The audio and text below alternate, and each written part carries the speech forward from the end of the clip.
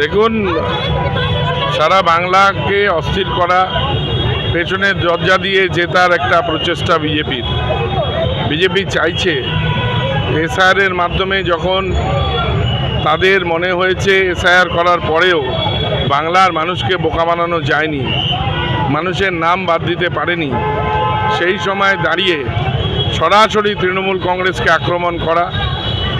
আর এই এজেন্সিগুলো তো বসেই আছে অমিত শাহ তার নির্দেশের জন্য।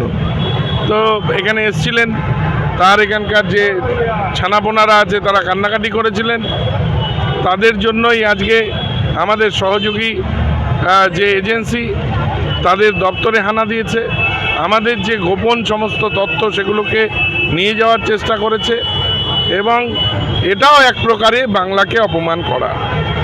ওরা কি ভাবে যে আমাদের দপ্তরে গেলে যে কাগজ পাবে সেগুলো দিয়ে বিজেপি জিতবে? কোনোদিন জিততে পারবে না। একটা অসম্মান করার চক্রান্ত করেছিল মাননীয় মুখ্যমন্ত্রী, তিনি প্রতিবাদ করেছেন।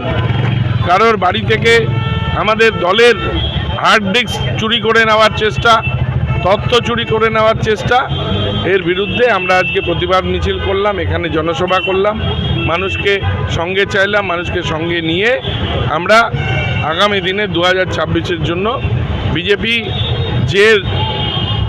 যে প্ল্যান করছে তার বিরুদ্ধে আরও শক্তিশালীভাবে আমরা লড়াই করব এবং বিজেপিকে বাংলা থেকে উৎখাত করা হবে।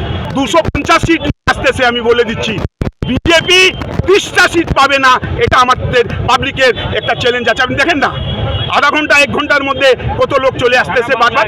সারা বাংলায় সব লোকে সব রাস্তায় নেমে গেছে, বিজেপিকে উৎখাত করবই, আর বিজেপিকে এখান থেকে এটাই পাবলিক মনে করে নিয়েছে।